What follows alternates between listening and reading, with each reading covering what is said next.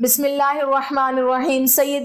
حضرت سیدنا امام زین العابدین علی بن حسین رضی اللہ تعالی عنہما کی ولادت 38 ہجری میں مدینہ منورہ میں ہوئی۔ آپ کے والد بزرگوار حضرت سیدنا امام حسین رضی اللہ تعالی عنہ اپنے والد ماجد حضرت سیدنا علی رضی اللہ تعالی عنہ سے اظہار عقیدت کے لیے اپنے بچوں کے نام علی رکھتے تھے۔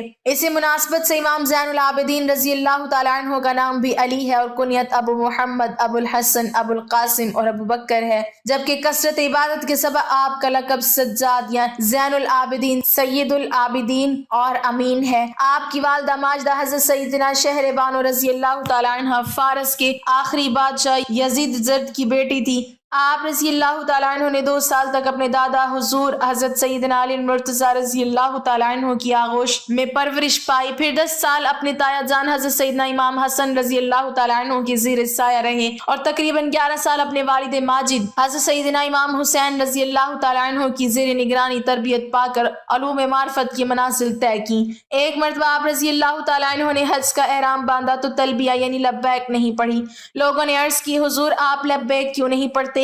آپ دیدہ ہو کر ارشاد فرمایا مجھے ڈر لگتا ہے کہ میں لبیک کہوں اور اللہ عز و جل کی طرف سے لا لبیک کی آواز نہ آ جائے، یعنی میں تو یہ کہوں کہ اے میرے مالک میں بار بار تیرے دربار میں حاضر ہوں اور ادھر سے یہ آواز نہ آ جائے کہ نہیں نہیں تیری حاضری قبول نہیں۔ لوگوں نے کہا حضور پھر لبیک کہے بغیر آپ کا احرام کیسے ہوگا؟ یہ سن کر آپ رضی اللہ تعالیٰ عنہ نے بلند آواز سے لبیک اللہم لبیک لبیک لا شریک لک لبیک ان الحمد والنعمت لک والملک لا شریک لک پڑھا، لیکن ایک دم خوف خدا عز و جل سے لرز کر اونٹ کی پشت سے زمین پر گر پڑے اور بے ہوش ہو گئے۔ جب ہوش میں آتے تو لبیک پڑھتے اور پھر بے ہوش ہو جاتے۔ اسی حالت میں آپ رضی اللہ تعالی عنہ نے حج ادا فرمایا۔ خانہ خدا کعبۃ اللہ کی زیارت کے لیے فرزندان توحید کا قافلہ مکہ مکرمہ کی جانب روانہ ہوا تو پہلے رسول اللہ صلی اللہ علیہ وسلم کی زیارت کے لیے مدینہ منورہ پہنچا۔ مدینہ طیبہ میں چند روز قیام کے بعد مکہ مکرمہ کی جانب روانہ ہو گیا۔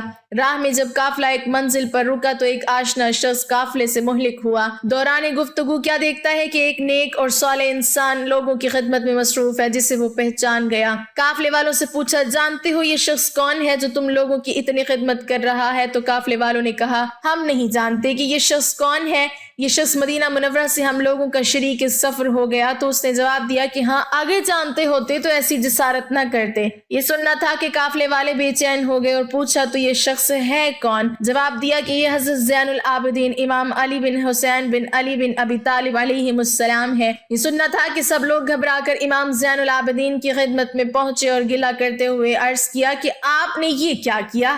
کہیں خدا نخواستہ ہم سے کوئی گستاخی ہو جاتی اور ہم گناہ کبیرہ کے مرتکب ہو جاتے۔ تو امام سجاد علیہ السلام نے فرمایا چونکہ تم لوگ مجھے نہیں پہچانتے تھے لہٰذا میں عمدن تمہارے قافلے میں شریک ہوا، کیونکہ جو لوگ مجھے پہچانتے ہیں وہ رسول اللہ صلی اللہ علیہ وسلم سے نسبت کے سبب ہمیں کوئی کام کرنے نہیں دیتے، جبکہ میں چاہتا ہوں کہ اپنے رفقائے سفر کی خدمت کروں۔ حضرت امام محمد باقر علیہ السلام سے روایت ہے کہ آپ کے والد ماجد حضرت امام زین العابدین زیارت خانہ خدا کے لیے مکہ معظمہ تشریف لے گئے۔ وہاں ایک عام گھرانے سے تعلق رکھنے والی مومنہ خاتون سے رشتہ بھیجا اور اس مومنہ سے شادی بھی کر لی۔ جب اس شادی کی خبر آپ کے ایک ساتھی کو ہوئی تو اسے بہت تعجب ہوا اور اس نے جستجو کی کہ آخر یہ خاتون ہے کون؟ تو پتہ چلا کہ وہ خاتون ایک ایسے گھرانے سے تعلق رکھتی ہے جس کے پاس نہ دولت ہے اور نہ ہی شہرت اور نہ ہی کوئی سماجی حیثیت۔ لہٰذا وہ امام کی خدمت میں حاضر ہوا اور عرض کیا کہ فرزند رسول یہ آپ نے کیا کیا؟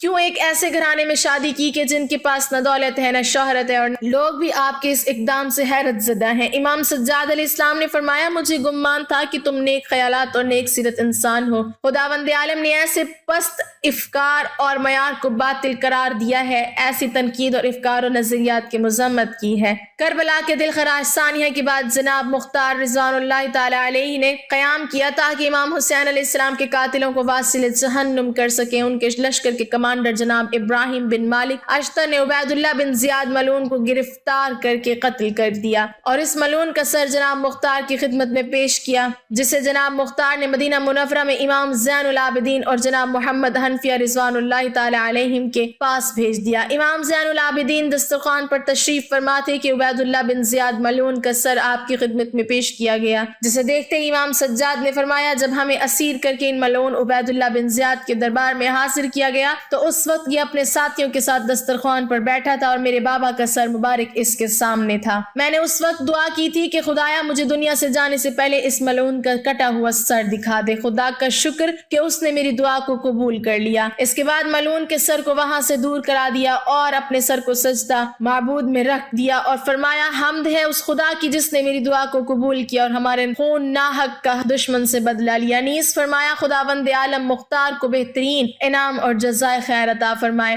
کربلا کے 35 سال بعد حضرت زین العابدین کو زہر دے کر کیوں مار دیا گیا؟ حضرت زین العابدین کے جنہیں امام سجاد بھی کہا جاتا ہے وہ 10 محرم 61 ہجری کو کربلا کے میدان میں موجود تھے، لیکن بہت زیادہ بیمار ہونے کی وجہ سے وہ اس جنگ میں حصہ نہ لے سکے۔ جب یزید کی فوج نے سبھی اہل بیت کو شہید کر دیا اور ابن زیاد کی نظر حضرت زین العابدین پر پڑی تو اس نے حکم دیا کہ اس لڑکی کی بھی گردن کاٹ کر اسے نیزے پر لٹکا دیا جائے۔ یہ سن کر شمر آگے بڑھا اور اس نے حضرت زین العابدین کو شہید کرنا چاہا، لیکن اسی وقت حضرت زینب آ کر اپنے اس بھتیجے پر لپٹ گئی اور روتے ہوئے کہنے لگی اے ظالمو، تم نبی کے گھر والوں کا کتنا خون بہاؤ گے؟ کیا ابھی تک تمہاری پیاس نہیں بجھی؟ شمر نے بہت کوشش کی لیکن حضرت زینب نے اپنے اس بھتیجے کو شہید نہ ہونے دیا۔ آخر مجبور ہو کر ابن زیاد نے شمر کو روک لیا اور پھر سبھی کو لے کر پیدل ہی کوفہ شہر گیا۔ یہ بھی شاید اللہ ہی کا فیصلہ تھا کہ حضرت زین العابدین کربلا کے میدان میں شہید نہ ہوئے، کیونکہ اس دن مردوں میں صرف حضرت زین العابدین ہی بچے تھے کہ جنہیں یزید کی فوج شہید نہ کر پائی تھی، اور پھر انہی سے حضرت زین العابدین کی ایک اولاد چلی کہ جنہیں آج سید حسینی کہا جاتا ہے۔ لیکن آگے چل کر 35 سال بعد انہیں بنو امیہ والوں نے حضرت زین العابدین کو بھی زہر دے کر بے دردی کے ساتھ شہید کر دیا۔ تو ناظرین وہ واقعہ کیا ہے آئیے جانتے ہیں۔ حضرت حسین رضی اللہ تعالیٰ عنہ کے لڑکے امام زین العابدین کی پیدائش سن 38 ہجری میں ہوئی۔ آپ بچپن ہی سے بہت نیک مزاج اور اللہ کی عبادت کرنے والے انسان تھے، ہر ایک سے ہنسی خوشی ملتے اور کبھی کسی سے جھگڑا نہ کرتے۔ حضرت زین العابدین کی پیدائش کے وقت ان کے دادا حضرت علی رضی اللہ تعالیٰ عنہ موجود تھے اور اس وقت مسلمانوں کے خلیفہ و بادشاہ تھے۔ حضرت زین العابدین کی پیدائش کو ابھی کچھ ہی دن گزرے تھے کہ اچانک ان کی امی بہت زیادہ بیمار پڑ گئیں۔ والد حضرت حسین رضی اللہ تعالیٰ عنہ نے ہر طرح سے دوا علاج کیا لیکن وہ ٹھیک نہ ہو سکی اور کچھ ہی دنوں بعد ان کی وفات ہو گئی۔ امی کی وفات کے بعد حضرت زین العابدین کو ان کی خالہ نے پالا پوسا۔ جب ان کی عمر 2 سال ہوئی تو تاریخ کا وہ دردناک واقعہ بھی پیش آیا کہ آپ کے دادا حضرت علی رضی اللہ تعالیٰ عنہ کو ایک ظالم انسان نے چاقو سے وار کر کے فجر کی نماز میں شہید کر دیا۔ دھیرے دھیرے وقت گزرتا گیا اور حضرت زین العابدین بڑے ہو گئے۔ آپ بہت زیادہ نیک تھے، جب بھی نماز کا وقت ہوتا اور آپ وضو کرنے کے لیے پانی لے کر بیٹھتے تو چہرے کا رنگ بدل جاتا، جسم کانپنے لگتا۔ ایک دن گھر والوں میں سے کسی نے پوچھ ہی لیا کہ آپ کی نماز پڑھنے سے پہلے ایسی حالت کیوں ہو جاتی ہے؟ تو حضرت زین العابدین نے جواب دیا کہ اللہ کے سامنے کھڑے ہوتے ہوئے مجھے خوف محسوس ہوتا ہے کہ اس سے میرے چہرے کا رنگ بدل جاتا ہے۔ وہ جب بھی نماز کی نیت باندھتے تو اکثر 2 رکعت میں صبح ہو جاتی، ساری رات قرآن کی آیتیں پڑھ کر روتے رہتے۔ حضرت زین العابدین اتنے زیادہ سجدے کرتے تھے کہ آپ کا نام ہی سجاد رکھ دیا گیا، کیونکہ عربی میں سجاد کے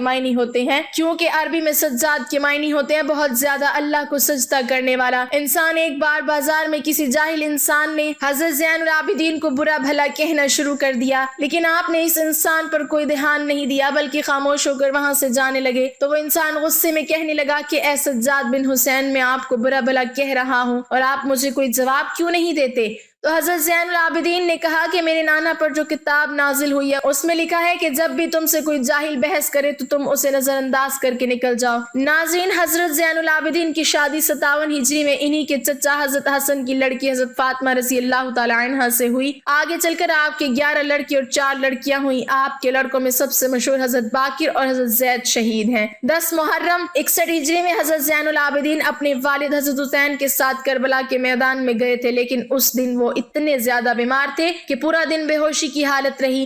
اسی طرح وہ اس جنگ میں شریک نہ ہو سکے، لیکن ابن زیاد نے حضرت زین العابدین کو قیدی بنا کر انہیں یزید کے سامنے دمشق میں پیش کیا۔ کچھ روایتوں کے مطابق یزید نے کربلا کے واقعے کے بعد اہل بیت کی سبھی عورتوں کو مدینہ واپس بھیج دیا، لیکن حضرت زین العابدین کو 1 سال کے لیے جیل میں قید کر لیا۔ 1 سال بعد جب حضرت زین العابدین ظالم یزید کی جیل سے چھوٹ کر اپنے شہر مدینہ آئے تو وہ اکثر رویا کرتے تھے۔ کسی نے آپ سے پوچھا کہ آپ اتنا زیادہ روتے کیوں ہیں؟ تو حضرت زین العابدین نے جواب دیا کہ اے انسان، حضرت یعقوب علیہ السلام کا بیٹا یوسف ان سے جدا ہو گیا تھا، بعد میں مل بھی گیا تھا، لیکن پھر بھی حضرت یعقوب علیہ السلام اتنا زیادہ روئے کہ ان کی آنکھوں کی روشنی چلی گئی اور میں نے تو اپنی آنکھوں کے سامنے کربلا کے میدان میں اپنے والد اور بھائیوں کو قتل ہوتے دیکھا ہے، تو مجھے رونا کیوں نہ آئے۔ جب بھی حضرت زین العابدین سے پوچھا جاتا کہ آپ کو ساری زندگی میں سب سے زیادہ تکلیف کس دن ہوئی، تو آپ جواب دیتے کہ یزید کے محل دمشق میں۔ حضرت زین العابدین کے دل پر سب سے بڑا صدمہ یہ لگا تھا کہ یزید نے نبی کے گھر کی بیٹیوں کا دوپٹہ ہٹا کر انہیں بے پردہ بازاروں میں لا کھڑا کیا۔ حضرت زین العابدین جب بھی اس منظر کو بیان کرتے اور اپنی پھوپھی حضرت زینب کا ذکر کرتے تو سارا جسم کانپنے لگتا اور آنکھوں سے آنسو بہنے لگتے۔ حضرت زین العابدین جب یزید کی جیل سے چھوٹ کر مدینہ پہنچی تو نانا حضور صلی اللہ علیہ وسلم کی قبر پر کھڑے ہو کر روتے ہوئے کہا کہ اے میرے نانا جان، مجھے یزید نے جیل میں ایسی ایسی تکلیفیں دی کہ شاید وہ کسی غلام کو بھی نہ دی جاتی ہوں۔ اے میرے نانا جان، ہمارے گھروں کی عورتوں کا دوپٹہ ہٹا کر انہیں بے پردہ کر کے بازاروں میں پھرایا گیا، لوگوں کے سامنے انہیں رسوا کیا گیا اور ہم اہل بیت کو بہت ستایا گیا۔ یزید کی حکومت ختم ہو گئی اور جب کئی سالوں بعد عبد الملک بن مروان بادشاہ بنا تو اسے ہر وقت یہ ڈر ستاتا رہتا کہ کہیں حضرت زین العابدین کھڑے ہو کر اپنی حکومت کا اعلان نہ کر دیں، کیونکہ ان کی حکومت کے اعلان کرنے پر سبھی لوگ انہیں اپنا بادشاہ تسلیم کر لیتے اور عبد الملک کے ہاتھ سے حکومت چلی جاتی۔ اسی لیے اس نے اپنے سب سے ظالم گورنر حجاج بن یوسف کو حکم دیا کہ حضرت زین العابدین کو قید کر کے بیڑیاں پہنا کر میرے محل شام میں پیش کیا جائے۔ بادشاہ کے حکم پر حجاج نے رات کے وقت ایک بڑی فوج بھیج کر حضرت زین العابدین کو ان کے گھر سے اٹھوا لیا اور پھر انہیں بیڑیاں پہنا کر جیل میں قید کر دیا۔ لیکن انہی دنوں کسی نے بادشاہ عبد الملک کو سمجھایا کہ آپ یہ گناہ نہ کریں، کیونکہ آج تک بنو امیہ کے جن جن بادشاہوں نے اہل بیت کے لوگوں کو ستایا ہے تو ان کی حکومت کا خاتمہ بہت جلد ہو گیا اور حضرت زین العابدین کو حکومت سے کوئی تعلق نہیں، وہ تو بس ہر وقت نماز اور روزے میں لگے رہتے ہیں، انہیں عبادت کے علاوہ کسی سے سروکار نہیں، اس لیے انہیں ان کی حالت پر چھوڑ دو۔ کچھ بڑے لوگوں کے سمجھانے پر عبد الملک کو بھی یہ بات سمجھ میں آئی اور اس نے فوراً حجاج بن یوسف کے پاس ایک خط لکھ کر پیغام بھیجا کہ حضرت زین العابدین کو رہا کر دو اور انہیں عزت کے ساتھ ان کے گھر پہنچا دو، کیونکہ ہمیں ان سے کوئی خطرہ نہیں ہے۔ اس کے بعد عبد الملک کے زمانے میں حضرت زین العابدین کو کسی طرح کی بھی تکلیف نہ دی گئی، لیکن جب عبد الملک کی موت ہوئی اور پھر ان کا لڑکا ولید حکومت کا بادشاہ بنا تو اس نے سب سے پہلا کام یہ کیا کہ حضرت زین العابدین کو زہر دے کر شہید کروا دیا، کیونکہ اسے ڈر تھا کہ کہیں حضرت زین العابدین اٹھ کر اپنی حکومت کا اعلان نہ کر دیں۔ کربلا کے واقعے کے پورے 35 سالوں بعد 25 محرم سن 95 ہجری میں حضرت حسین کے اس لڑکے حضرت زین العابدین کو بھی زہر دے کر شہید کر دیا گیا اور اس کی تجہیز و تکفین انہی کے لڑکے حضرت باقر نے فرمائی۔ حضرت زین العابدین کی قبر جنت البقیع میں حضرت فاطمہ رضی اللہ تعالیٰ عنہ کی قبر کے پاس ہی بنائی گئی۔ آپ کی وفات کے بعد آپ کا ایک خاص اونٹ آپ کی قبر کے پاس آ کر بیٹھ گیا اور برابر روتا رہا، یہاں تک کہ 3 دنوں بعد اس اونٹ کی بھی وفات ہو گئی۔ اللہ تعالیٰ ہمیں بھی نیک لوگوں کے نقش قدم پر چلنے کی توفیق عطا فرمائے اور ہمارا خاتمہ ایمان پر فرمائے، آمین۔ ناظرین، کمنٹ باکس میں اللہ تعالیٰ کے 99 ناموں میں سے ایک نام ضرور ٹائپ کریں۔